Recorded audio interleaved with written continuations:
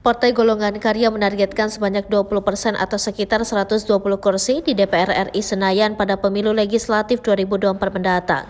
Penegasan ini disampaikan Sekretaris Jenderal DPP Partai Golkar, Lodewijk Frederik Paulus, setelah membuka Rakornis dan Bimtek Pemenangan Pemilu Sumatera II, Senin 16 Januari 2023 di Hotel Arya Duta Palembang. Menurut Lodewijk yang didampingi Waketum DPP Golkar lainnya seperti Ahmad Doli Kurnia, Erwin Aksa, dan Ketua DPD Partai Golkar Sumsel Bobi Rizaldi.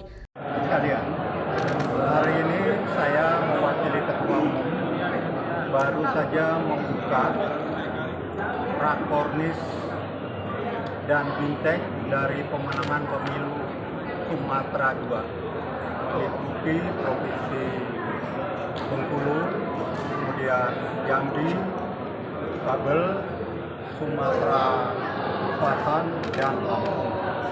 Tujuannya adalah bagaimana kita mengkonsolidasikan, karena pemenangan pemilu telah diberi tugas oleh Ketua Umum, dan dua tugas. Pertama, bagaimana memenangkan Pilpres. Kedua, bagaimana memenangkan Pileg.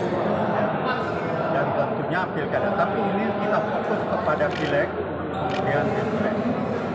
Nah, tanggal 22 November lalu, Ketua Umum telah memberikan perintah, mengeluarkan surat perintah kepada 1.160 bacalek DPR RI seluruh Indonesia.